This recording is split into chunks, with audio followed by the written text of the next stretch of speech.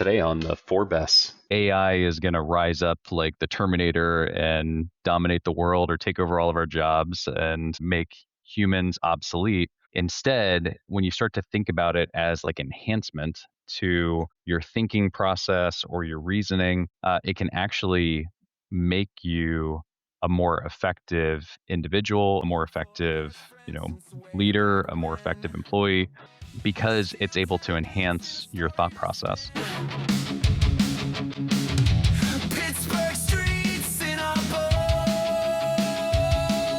The four best parts, the four best hearts. This month we live it loud. Well, good morning, good afternoon, good evening, depending on where you're tuning in from, and welcome to our next episode of the Four Best Podcast. I am one of your hosts, Isaac Scott. I am joined with Matt Kravitz, Serge, the Serge. and Nate Kravitz, the healthy one now. Well done. Good job getting well. All right. And for those of you who might be new to this podcast, welcome. If you want to learn all about this, I would encourage you to go back and check out episode 1, where we talk all about this podcast, what it's all about, and how we came up with this idea. But in short, this is a podcast where four best friends from Pittsburgh talk about the four best things going on in their lives over the last month. And so with that, we are going to go ahead and jump right into it. And we are going to welcome Mr. Matt Kravitz to the microphone to share his best.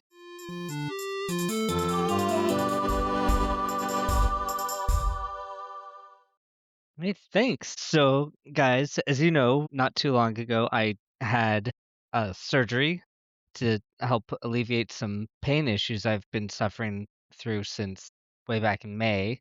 And I'm healing. Everything's getting better, which in itself is great. Just like not having the discomfort from the surgery. But what I want to call out as a result of it, like I'm unable to do a lot of things that I normally would do. I can't lift more than 10 pounds. I haven't been able to be particularly active around the house. I'm moving really slowly. I'm kind of struggling to do just all the normal household stuff that I would do. And what I want to call out is just how great my family's been for helping take care of me, from my little ones through Eileen and her parents and my mom, and just the family that's come together to support me and to help pick up all that slack that I would normally take care of around the house. And one of the things that I really wanted to emphasize was just that first week after surgery, Ella was constantly going like, well, I'm not gonna, like I'm going to give you space. I'm going to try to make sure I take care of you. She's a real caretaker as my kid, and I love it. So that's kind of my best, is just how much my family's been there to support me, to help me get through this time frame where I'm not able to support them the way I normally would. That's really awesome, Mac. I appreciate you sharing that. And, I know we've had some kind of medical events just on this podcast over the past few months. And even knowing about your surgery, wasn't necessarily as emergent as some of the other things we've talked about in the past. Still scary. It's still scary anytime you're having any sort of medical procedure done, especially coming out of it and not being 100%, not being yourself. But I also think it's a great call out that your family is able to kind of jump in and help take care of you, and really helps kind of put those things in perspective for you. So I think that's really awesome. I think that's a great life lesson, and just a good reminder of just how great our families are. So appreciate you sharing that. Yeah, and I was really glad to hear you were healing up, because, living with discomfort or pain, I mean, if you know anybody with chronic discomfort, it's just, you imagine what it's like to be living like months and years of that. And you had it for quite a bit of time. I was really excited when you felt like you've got a pathway down and you've gotten something that you needed to have done. And like, I think to Isaac's point, like once you get sick, the people around you really show up. And when they show up, it just reminds you of like how much people care about you and that they want to see you be healthy again and everything else. So I'm happy for you, Mac. Yeah, thanks.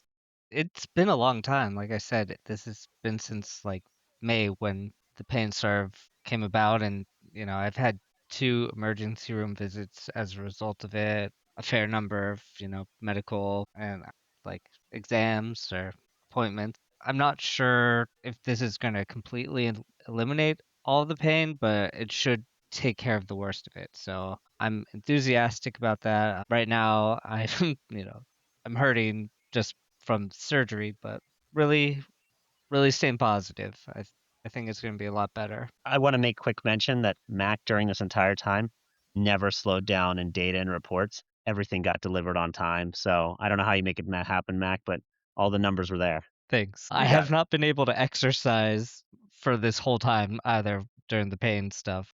I'm hoping as I heal, I'll start to like get back into the swing of trying to be a little bit more physical. Yeah, I'm really happy, Mac, that you've been able to get this procedure done to help out. And for the listeners that don't know, Mac had too much muscle. They had to remove some from his legs. He was too strong. He kept ripping through clothing. So those calves are now normal sized instead of incredible sized. But really, I know that there's been a big burden in your life. And it's funny how when you have some of these health issues, that your life then suddenly revolves around it also.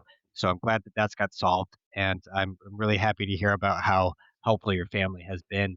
It sucks sometimes that something bad has to happen, but it's awesome that you can recognize the good things that are happening out of this difficult situation. And I think about some of the people who I know, maybe professionally, or maybe I know them through church, so that I kind of have an idea what's going on with them. And when they don't have a lot of family or support, you can't get these surgeries done. They have to put them off. Things like hip replacements or knee replacements. Medical teams won't do the surgeries if you don't have a support system set up to help. So that's so great that people are helping out, keeping you going, keeping you motivated, and I'm happy for the hope that you get to have now. Well, thanks, Mac. Appreciate you kicking us off and glad that you are on the mend. And so with that, we're going to shift over and move over to our next best with Sergey the Guns Blackhor.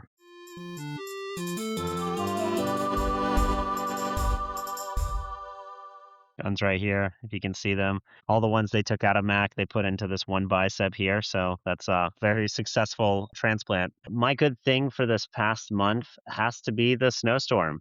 We haven't seen snow like this, I think they said, since 2010. I always go back to 1993 because I think we all kind of like go back to the very first snowstorm we remember, and that one was epic. I mean, it was snow all the way up to your door. And this was the first time in a while where the snow piled on and you would finish your driveway. I would just look back and I'd be like, oh, okay, I guess it's time to start over. And I actually did that twice over. Went one way, came back, then Tesla wanted to play. So I went out and we sledded for like an hour. And then I was like, oh, it needs to be done again, which I'm glad I did because it just was relentless and there would be no way to get your car out of the driveway to do anything. I mean, you were just stuck. So I did that a few times. And one of my favorite things about it was I not even recognize I was doing it. But when I had to do the driveway, I pushed the snow all the way from the top to the bottom and for most of it and some of the sides. But it piled on such a massive amount that we were able to start building what we would call Ice Town, me and the kids, and built this opening into Ice Town, which was just this massive hole. And then we started using the shovel to make space and roadways, and we built multiple like not really igloos, but like half type igloos where the kids could kind of go in. And surprisingly, it was warmer in those igloos than it was in the warm out on the outside. And I'd forgotten how much fun it is to do a lot of this outdoor stuff. And my son's not huge into snow because he'll fall down and get a little bit in his gloves and he'll start crying. But even he had a blast. That made me so happy that the three of us could get out there and like just enjoy it, just live life a little bit. And I think one of the things it reminds me of is like, I don't know, if when you feel like you live in with numbers and metrics that you have to hit and everything's a measurement, everything from the scale in your bathroom to the numbers at work, it's like you cannot put a metric on just joy. You know what I mean, like nobody says like, oh, I had this much joy. Like you don't range it that way. But that's what I feel when I get to play with my kids, especially in environments like that. And I feel like that's such a cool thing. Like you can't put a number to it. It's just joy. So that was my good thing, was being able to build stuff with Tesla and Felix and have a good time outside. Sergey, I can confirm it was a super large amount of snow. I remember I saw an infographic online that said Pittsburgh was hit the hardest of like any major city as a result of that snowstorm. So it was kind of crazy. And I also shoveled my walk. I shoveled 3 times that day, and then I finished it off another time the day following, and then did my mom's too. So it was a lot of shoveling to do, but we didn't really play outside because it was also extremely cold. That it was. I'm surprised we lasted as long as we did. I'm glad you set that chart because I was shocked how much Pittsburgh got. I know, right? Like we usually get missed, but it piled on. Yeah. I think I saw was something around the lines of 22.5 inches over the course of like 2 or 3 days. Yeah, that's about right. I'm so happy that you were able to have a lot of fun in the snow. I miss that a lot. Where I live now, we don't get snow hardly at all, maybe a few inches once a year, and then it melts away quickly. And this year, it's been such a mild winter out in Oregon that we don't even have much snow in the mountains. The ski Mm. resorts are closing early, and so I don't know if I'm going to get a chance to go out and play in the snow this year. So that's so cool that you guys are able to. I miss that about Pittsburgh, and I hope you had a really good time with your kids and created some awesome memories. Yeah, no, Serge, I love the fact that you talked about this. It brings back so many memories. But the first thing, I'd be remiss if I didn't mention that I think that's a superior name for your city, is to be Ice City. I love that. And then the second thing is that, as you were talking about it, it actually brought me back to the kind of our childhood. You were talking about 1993 and just the Mhm. massive snowfall. And I can just remember where we lived in Squirrel Hill in 1993. I lived on this road called Murdoch, and it was this old red brick road that was probably like, I don't know, it felt like a 70% grade as a kid, but it was probably like 15%. But it would just go downhill. And I remember the whole city was shut down, and we would build igloos out of the massive piles of snow from the snow plows coming through. And because the city was pretty much shut down, like nobody was driving on the roads. And so we were sled riding down the main road because there was just nothing out there. I just remember that just being just some of the greatest times and greatest memories going through that. And then even, fast forward into my kids growing up, you guys probably remember at our house in Factory Road where we did all the Yep. campouts. And, we had a pretty good sized hill there, and used to do a bunch of sled riding in that back hill as well. Those are definitely some of the most fun times and just carefree. And you just remember as a kid, and even as our kids were going through the snow, it was just, you do it for hours and never get tired and never get cold, and you just keep going. Those are great memories to have, great memories to cherish, because it will move by very quickly. So I love the fact that you're taking full advantage of that, because they're special, and your kids are going to remember it for the rest of their lives as well, that you're out there spending that time with them and playing with them, and they'll remember that, and then they'll do that with their kids as well. So I think that's great. Appreciate you sharing that. Yeah. Yeah, absolutely. Yeah, it's amazing. I think the winter season and snow in particular is such a unique thing on this planet that there's nothing else that falls down. I mean, sure there's rain and there's leaves and stuff like that, but man, snow is just such a cool thing to be able to get into and make things and create stuff. It inspires you in all sorts of ways. I don't really care for the cold, but I definitely adore being able to get into the snow with some kids and do some sledding and whatnot. So thanks, guys. It's great. Thanks, Serge, for bringing up some nice nostalgia for us too. Yep. I'm just thinking about sled riding down a steep hill straight into a street with nothing to stop you. Are you talking about Shenley, where they Yeah. had the orange fence and hay bales that didn't stop anybody or anything, and you shoot right out on the main road? I remember going there with you guys on Shenley and being there. And I remember you, Isaac, as a kid coming out with, I can't remember, like mittens or something that were not waterproof, a Yep. sweatshirt and jeans Yeah, and just sounds right. normal tennis shoes and like that stuff in wet. And I remember thinking, 'cause you're a few years younger than me. So even like you were young and I was like, oh man, I don't like being too cold and wet. And you played for a long time. And I was like, man, that kid is so tough that you were out there playing as long as you did. I guess we were having a lot of fun sledding, but that was hardcore. Cool. All right. Well, that's a great one, Serge. And I don't know that we talked about this episode, but it's releasing February, right? So we're recording this beginning of February in 2026. So for anybody who's listening in on this, this was the big snowstorm of 2026 that came through and hit Pittsburgh. So really cool. All right. So with that, thank you, Serge. That wraps up our second best. So we're at the halfway mark, and so we are gonna keep this train rolling, and we are gonna kick it over to Mr. Nathaniel Thumper Kravitz, the healthy one.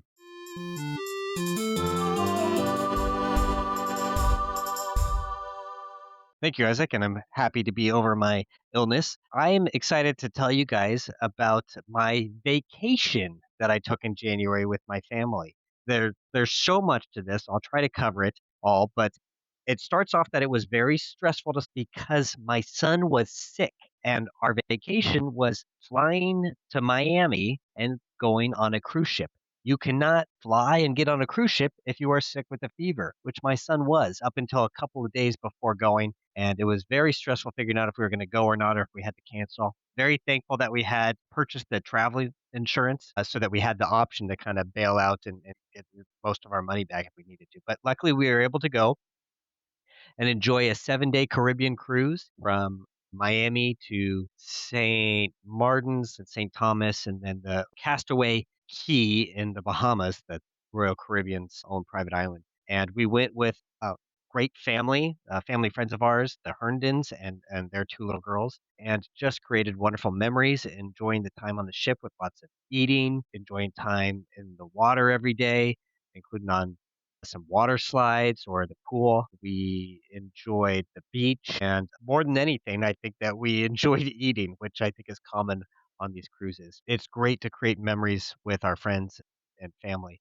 And when we asked our kids, what's your favorite part about the trip on the cruise? The things that they said were, my daughter was that we had dinner every night together, and mostly a lot of times with this other family also. And it's crazy. It's like we live together. We could have dinner together at the table all the time, but we're frequently too busy to just sit down and do that, or something's going on.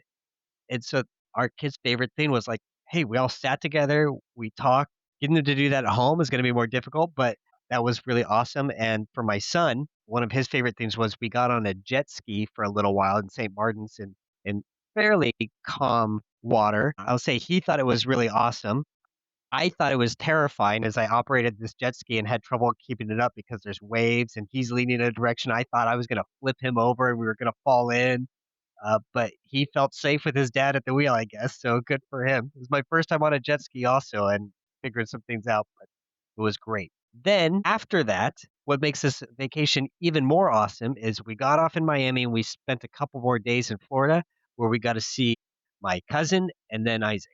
It was really great to see my cousin and her husband, Sarah and Jason Rogers, spent a few hours at their house and just sat around and talked.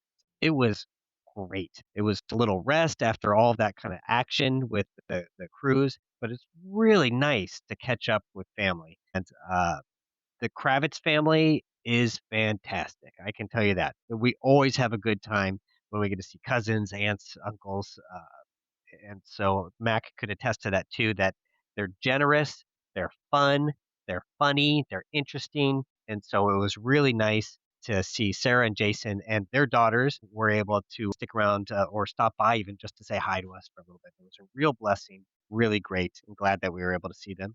And that was followed up by heading up further north to see Isaac and Rachel and Lydia. And we even got to see Isaiah for a little bit for one thing.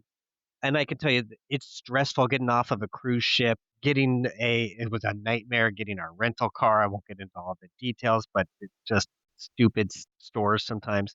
But once I got on the road and I knew we were kind of heading up, we were going to see family, we were going to see Isaac, like all that stress melted away. It's so great to be able to see my friends. I mean, really, Isaac and Rachel, you guys are family anyway, but you treat us great. You have a place for us to stay. You make sure that we're taken care of.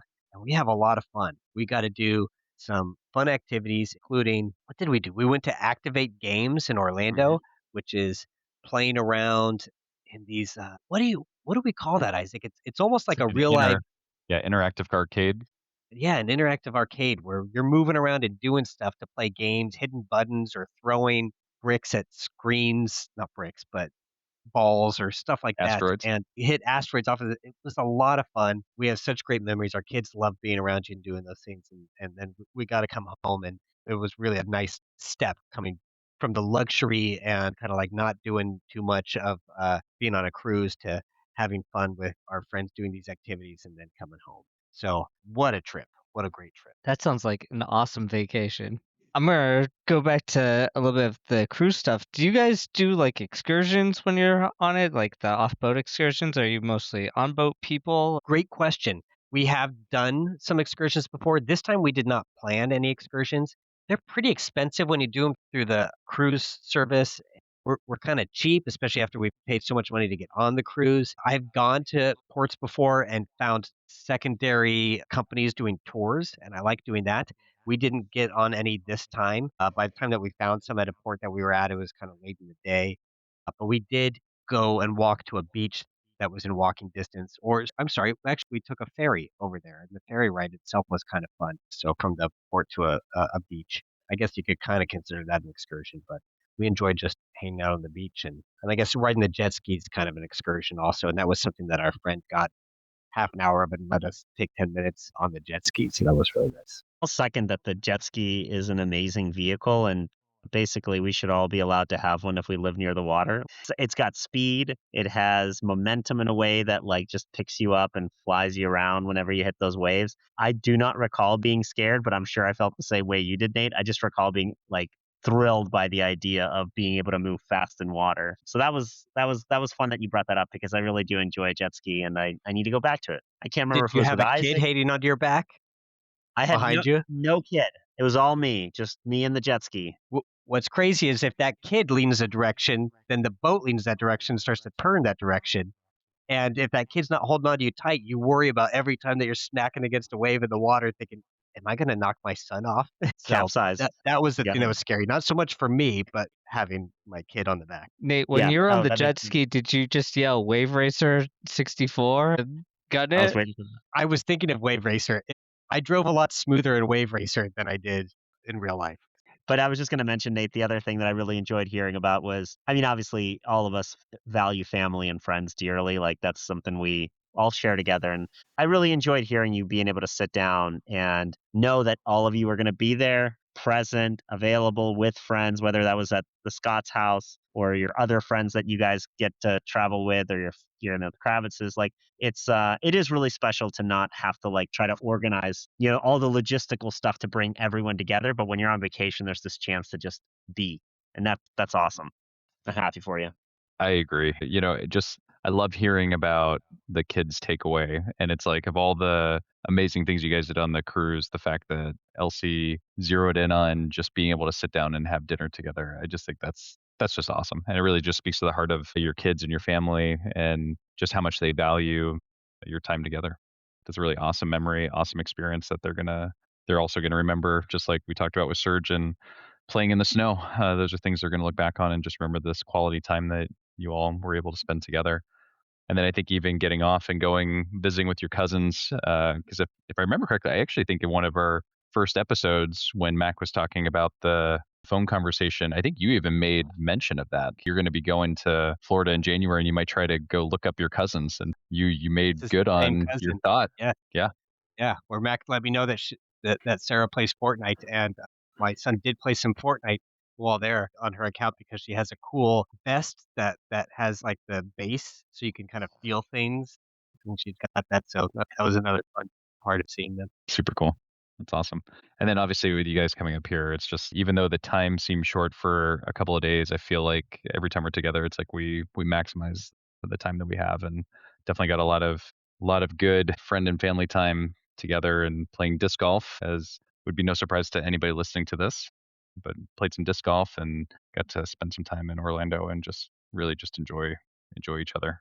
So it was really just great. And your kids are just growing up like crazy. I mean, we just saw you all like a year ago, and it's amazing how tall Cade has gotten. Although we can officially say he is not yet taller than you.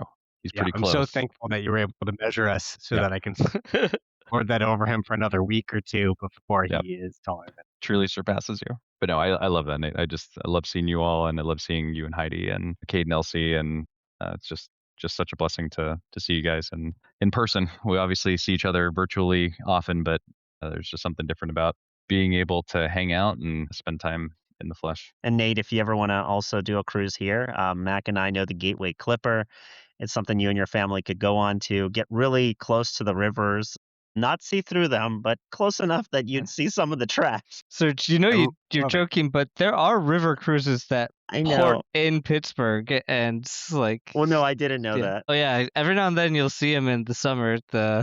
The big river cruises that go. It's like from Ah, Pittsburgh to I think Nashville or something, or maybe not even that far. Maybe just like Cincinnati. They're wild. That cool. does exist. And one of the last things I would just call out, Nate, on the visit too, is Heidi got kind of under the weather, and she was like progressively getting more and more ill as the time was happening. But when we went to the Activate games, for those of you who haven't done it, it's a very, when we say interactive, it is like full on running, exerting energy, sweating, active and fun. And the one thing we did was like almost like a floor's lava type thing where you have to try to avoid certain things on the floor. And it stood out to me just how incredible Heidi was at that, even though she was feeling under the weather. She definitely kind of led the way in that game. So, but She that was just, understands what's important. I love that about her. Catching on fire because you touch lava on the ground would be terrible. yeah, that's right. That's right. No, but just really, just a great time. Great time, great visit. Hey, So, Nate, appreciate I was kind of curious with Elsie sort of indicating that doing those dinners together was the highlight, one of the highlights for her.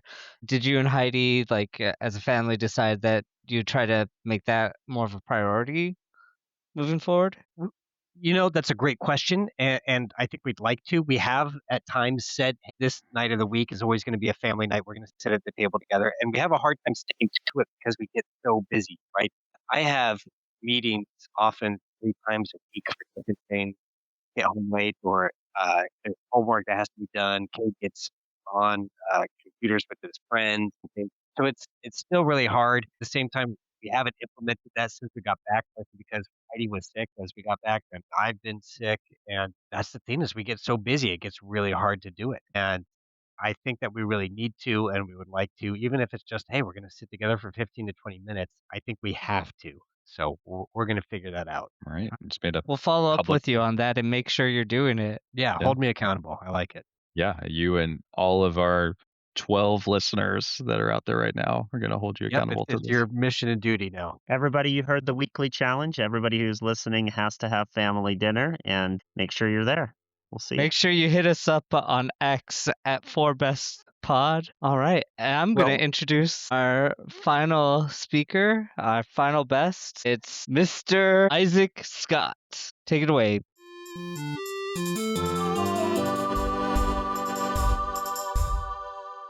Well, thanks, Mac. So, hey guys, for my best this month, gonna shift a little bit to not necessarily guess a moment or an experience, but more of like something that I have been learning and studying over the last month. So, for my best, I want to talk about AI technology. And so, obviously AI has really grown in popularity over the past few years. And for me, it's been kind of a transition where it probably started off beginning of 2025 just thinking like, hey, this is kind of a cool thing, I can make it do different things. Like when Serge foolishly sends us a picture, I can manipulate that picture and make him do different things that he never planned to do and send that back. Or it was just kind of like more like parlor trick type things. But really towards the end of the year, I started reading a couple of books on AI, specifically like using in the workplace. One of the books was The AI Driven Leader by this author, Jeff Woods. And then there's also another one I'm reading right now, this Agentic AI. And so what has just been so fascinating, specifically going through that AI driven leader one, is that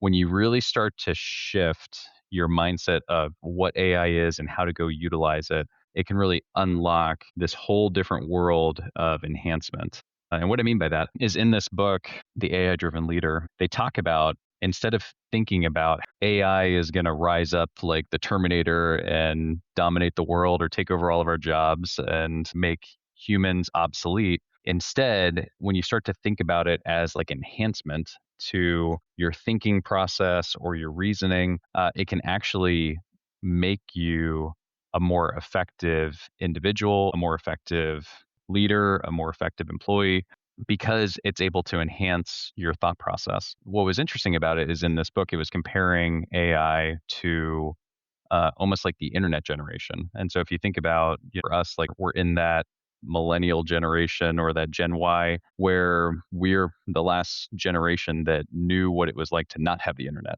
right? Because when we were young and growing up, computers were just starting to come onto the scene. Internet wasn't really there yet, and it came onto the scene during our generation. And so we can appreciate before and after. And I can just remember even fast forward a little bit when I first got into the workplace, computers were still kind of a newer thing. You were starting to get into mobile technology with like Blackberries and whatnot. And there was a clear separation from previous generations that did not use computers versus the newer generations that were utilizing computers, and they were just more effective, right? And so I say all that because as I've been studying this AI, is that I believe that that's really what AI is going to turn into for us. I think it's really going to start to open up and enhance all of our ways of work, all of our ways of reasoning, and it's going to start to kind of penetrate all of our different aspects of our life. And so with this AI stuff, I think what's been really cool is the book was talking about that you can use AI as like a thought partner. And the main crux of this book is it talks about this acronym that you can use when you're interacting with AI. And the acronym is CRIT. And so it stands for context, role, intent, and target. And so the idea is that when you're talking and interacting with AI, you basically give it the context of what you're looking for it to do. So you give it some background. You can also have it play a certain role. So like in this book, it was talking about like, hey, you could have it be a CFO of a company and review your proposal of what you're going to be submitting and basically give you feedback on it.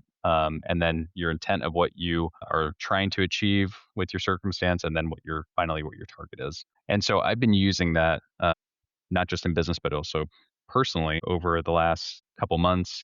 And really, this last month, I've really taken off with it kind of coming out of the holidays. And to share just some personal examples of how I've been utilizing AI is that we all have talked about Lydia playing volleyball, and she has a desire to play in college one day. So I don't know the first thing about what to do with college recruiting or how to really get her noticed or recognized. And so I've actually been utilizing Google Gemini and using this kind of CRIT method, and have been using Gemini as like an executive recruiting coach. And basically like, hey, ask me questions, help me understand what are the steps I need to take, who are the coaches I need to reach out to, what are the key things when you put into an email when you're reaching out to them, what type of things are they looking for in highlight videos. And I will tell you what's so amazing about this AI technology is that it can basically take something that would take me hours to go put together or formulate, and it can just create it in a matter of seconds. Just the speed, efficiency that it can generate and analyze data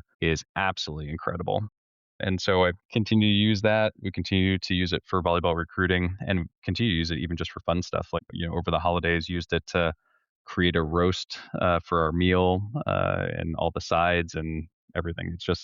And it basically broke down everything for me. So not just like, hey, here's a cool recipe, but it was like literally, this is everything you need to do to make it. This is when you need to put it in the crock pot. This is when you need to take it out. This is the sides you can put with it, the dessert. And so it's really just been an incredible thing. And as you start to open up your minds to what this can be, this thing's going to be huge. Like, I think it's going to be really interesting to look back on this podcast and hear about how this is just starting out. And I think that this is going to be this next massive wave of technology, just like when we were kids and we were getting into computers. I think this is going to be that next thing that 10 years from now, we're going to look back on this and just be blown away at how much more effective and efficient our lives are going to be. Again, I know this is more of a heady topic than like a heart topic, but I wanted to share with you all because it's just been something that has just been really fun to learn about and try out and just test the capabilities of what this AI technology can do. And it's not perfect by any means. And I think that was the real thing I walked away from, is that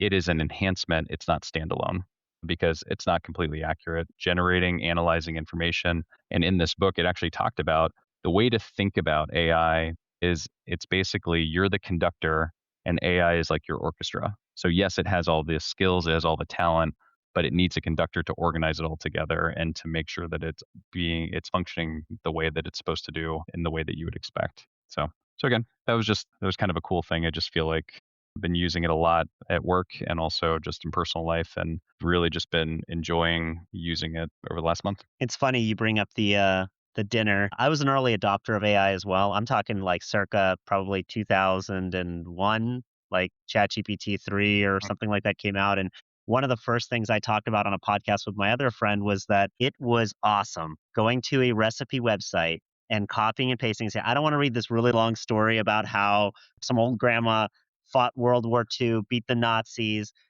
with this like pancake recipe that she created. I mean, you guys have been to these recipe websites. They are intrusive. And I'm like, I just need to make pancakes for my kids. Can I get to it? The button for jump to the recipe is not working. And I started using it for that initially. And zooming out like years later, I mean, one of the things that I do at work, which is really exciting to hear you talk about, Isaac, is that we do need to find ways to work with the technology and to understand it, because it's not necessarily going away. And I do a lot of AI ambassador work around AI and help with our team's understanding of it and building on the adoption of it, because there's a lot of there's a lot of fear out there about what it's capable of. Honestly, there is some serious scrutiny there around potential environmental challenges with it, the way to be able to manage these data centers that require a lot of energy and water and all of this other stuff. So there's certainly a lot of stuff in there. But the technology in itself is amazing that we've been able to create something that can compute so much. And what I have found fascinating is just the amount of data that it can process. So for example, like some of the things that, Mac and I have worked on, yeah, obviously can't go into detail, but just being able to like things like taking phone calls, right? And listening to hundreds of them, right, for your business and understanding like what are the tactics that are being done that allow for you to be more successful in engaging people into your business, right? That's a huge thing, right? And it's difficult to look at individual transcripts. It's hard to make sense of like what works and what doesn't. You have to hire on like McKinsey and Group, right, to do hundreds of thousands of dollars of consultation. But now within probably in easily a couple hours using frameworks like you mentioned, like Crit. There's a lot of ones where, you ask it to be McKinsey and Friends and say, hey, this is your role. You are a 20-year grizzled veteran who has done sales tactics for a team. We are this type of business.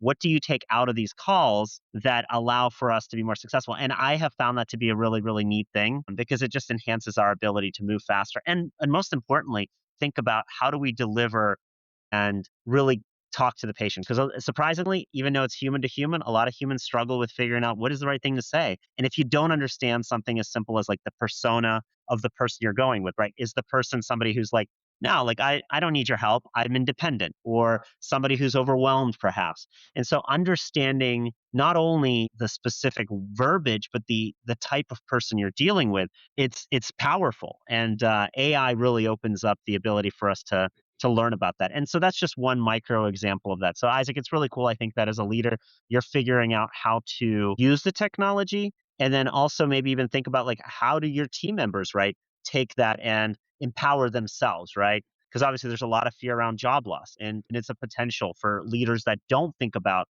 how to empower their team members to use it to empower themselves. So anyway, thank you for sharing. Yeah, this is Yeah. all super interesting, guys, and I've loved seeing how, especially you two, have been using it a lot in ways that you communicate with us. And Serge, you're the one who introduced me to using AI to make a podcast of something big that I'm reading, and I actually used that for a small kind of class that Heidi and I were doing, where we had to read some articles. I uploaded the articles and listened to the podcast because of articles, but the podcast version of it was, you know, 5 to 10 minutes and helpful, and you created funny content as well. My field, it's really interesting to see where AI is going. It's playing a big role in writing notes.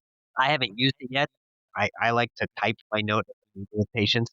I know a lot of people who are starting to use it and figuring it out, and there's a lot out there. So it's probably going to get whittled down eventually into certain leaders in the field. It's saving people in the medical field a lot of time because documentation is an incredible time suck and one of the things that leads to a lot of burnout. And then not just that, but there's some AI therapy going on, right? That I have patients that are using it in ways that they maybe shouldn't, talking to AI to kind of get help and some validation. And that can be dangerous because I've had some people with functional issues getting validated by AI. But there's actually professional AI therapy that does exist that is starting to build up some evidence behind using it for probably some more minor types of issues that people are having, but it leads to that real manualized kind of therapies and treatments that can exist and has some maybe some value and potential there. So it's all really interesting. So you bring up a really cool topic. Yeah, it's funny, Nate, If you I could mentioned about like taking notes.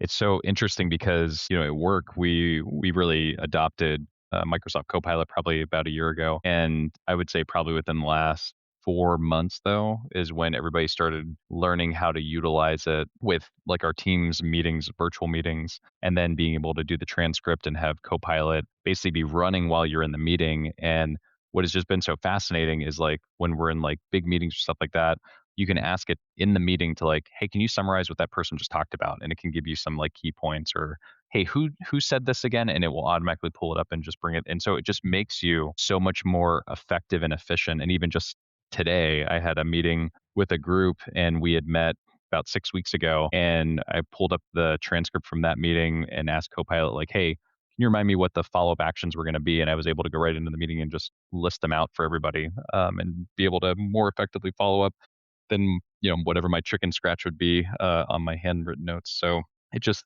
a pretty incredible tool. I also wanted to quickly mention, Nate, one thing that you brought up that was I was reading this philosopher Yul Havare. He's an Israeli philosopher, and he talks a lot about where we're going with this, right? And so right now, the currency is attention, right? Everybody's focused on attention. Like, how can I keep you on this app? How can I keep you doom scrolling, whatever it might be, right? Because it's revenue, it's dollars in somebody's pocket. And the next stage of that is what you just talked about, which is intimacy, right? So when these agentic AIs or let's just say therapy AIs start to build a relationship with you, that is that next level, because then you start to trust them with very personal information more deeper than what you might share on Facebook, kind of like Facebook becomes the platitudes. And so that becomes this whole new world of things where, we really have to watch out for ourselves. And so I almost say that for the audience listening, the 12 people, that, you have to think to yourself, like, who is on the other end of that AI that I'm using, and is it intentionally there to really help me, or does it have its own motivation? So it's a very interesting topic to me, attention versus intimacy, which is where I think the next thing is. It's interesting too, Serge, and even I'm just starting to get into the agentic AI, and what has just been so interesting is like this is going to be like that next phase of like action and doing, right? Because like right now it's very much like generative AI where we're focused on you tell it what to do and it generates it and gives it back to you, right? But then this agentic AI is this next wave where it's going to be like a travel agent, right? Where it's like, hey, go book me a cruise, Nate, like what you just went on. And it's going to go and find the best deal, reserve the rooms for you, reserve the activities for you, build your itinerary for you, almost just as like a travel agent. So I think it's going to be very interesting to see how this is going to kind of morph and evolve. Well, I'm glad all three of you are so positive about, because I am super skeptical about AI. I do see there's a lot of like value that could be gained from it. I think it'd be best if there's some regulations behind it and some more like blockers and a lot more education about how to use it and interact with it, because I feel like what we get told about AI and the reality of AI are not nearly the same, where so much of it's still being sold at you. Isaac, you did say it's kind of reminiscent to the 90s and the dot-com boom, but if you remember, that one ended with a major bubble bursting and like lots and lots of people suffering from financial hardship and downfall, because during that period everyone was overpromising what could be done.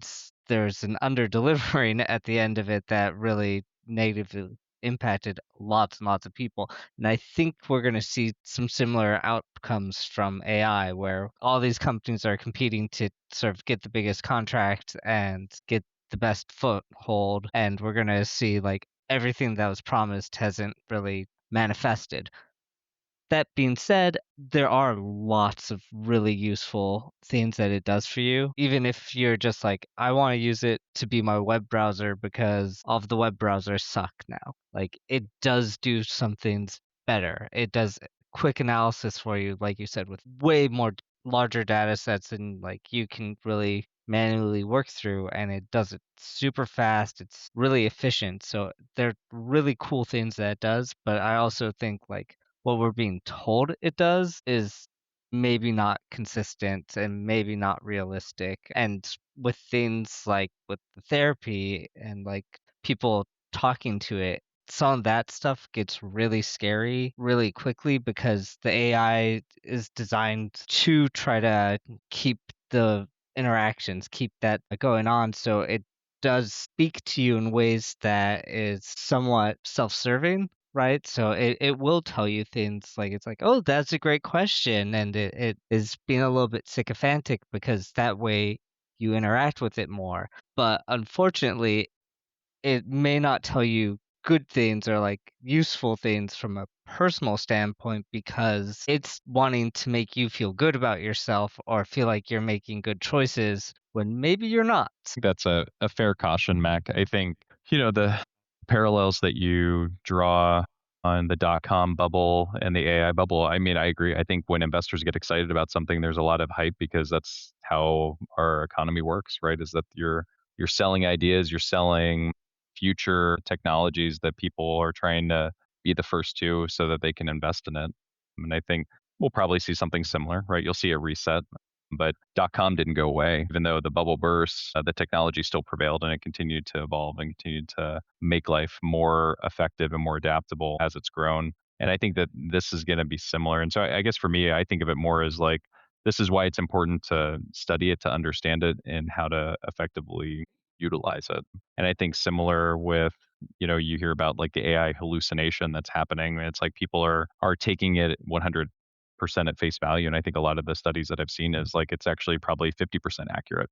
And so you need to make sure it's citing the sources that it's where it's coming from, and you have to be able to utilize it so that you're getting effective data. But I also think that's why for me, I think it's focusing it as being the operator, being the conductor of the technology versus listening and falling in line with what the technology is telling you to do. Because I don't think that's how it's designed, and it's not going to be effective in that regard. It's a good caution, but I think for me, it's how do you use this as a tool in your tool belt as opposed to an end all be all that you shut your brain off and let it do the thinking for you. I think that's great, the way you're talking about approaching it, and I hope that all 12 of you listening take a similar approach and maybe read more about it. So Isaac, do you think maybe in the notes to this episode you can maybe throw in some of those resources that you've been looking at? Yeah, for sure thing. We'll do that. And one interesting thing too is as I was studying this and looking at the history of AI, did you guys know that there's actually a tie back to AI and the city of Pittsburgh? Yeah, Herb Simon. There you go. You want to talk a little bit more about it, Mac? Nope, because I don't remember much of it. So I know Herb Simon was like one of those like leaders in the industry, but I don't really remember much else. Yep. Yeah, Herb Simon and Alan Newell in 1956, and they were actually two Carnegie Mellon University professors that came up with the thinking machine. And so way back in the 50s, they were kind of ahead of the curve on artificial intelligence, but it's kind of been the basis of the theory and the actual technology that has formed into what we have today for AI. So that was just neat. That's something that I had heard about. Yeah, I actually didn't know that, so thank you for sharing it. I'd heard of Geoffrey Hinton, which I think is he's like either Canadian or British, and he's also like one of those godfathers of AI. But that's really cool to hear. One other comment around AI that I think is really cool when it comes to education, since we're talking about like where it's coming from. As somebody I find myself to be a slow learner. Like when I learn something, I do learn it really well and I can be very good at it, but I just process information differently than I think a lot of people. And maybe that's because of whatever, the way that I grew up, bilingual, English didn't start off for a few years, other stuff, whatever. But AI is so good at breaking down concepts. And so when you think about equity or developing the ability for people to learn things, right? I might understand some type of history or biology in a way that I need it to be described. And the professor can only do it in one way, right? Because that's the way that they've taught. And most of the kids might get that. I can now ask it to break it down in a song. I can ask it to be in a poem. I could ask it to use characters from The Simpsons to explain it to me. I could say, tell it to me in the way that this one video game worked, like explain it to me in game mechanic concepts. And I think that is the neatest thing about it is that although you're right, there's always the possibility for mistakes. It can take complicated ideas and teach you it in ways that you can understand. And that to me is really empowering, especially when you may not learn the neurotypical way and you may have other ways to absorb information. So that excites me, the ability to learn more. So I hope other people take that away too. So cool. Well, guys, that was my best. Like I said, just kind of a cool thing. And obviously, this is just scratching the surface of what I think this is going to grow and morph into. So I'm sure we'll probably continue talking about this future episodes. But for now, that is our final best. And so we're going to bring this thing in for a landing. For all of our listeners out there, I appreciate you taking the time to tune in and to this episode of the Four Best. And just as a reminder, our next episode will be dropping on April 4th, 2026 at 4:44 p.m. Eastern Standard Time. Also want to just remind you that if you haven't done so, just remember that you can listen to us on all the major platforms, whatever you listen to podcasts on, whether that's Apple Podcasts, Spotify, YouTube. Make sure that you like and subscribe the episodes. The reason that we ask you to do that is because as you like the episodes, that helps it grow in popularity, which means more people will see it in their algorithm when they're searching for different podcasts. But then also subscribe so that you don't miss an episode in case you forget that the episode's dropping on the 4th of every month at 4:44 p.m. Eastern Standard Time. And then you can also follow us on X at the 4Best Pod, as Mac mentioned earlier in this episode. But for now, that's a wrap. So we'll see you guys next month on the 4Best. Bye-bye. Yeah. Bye all. For best friends since way back when.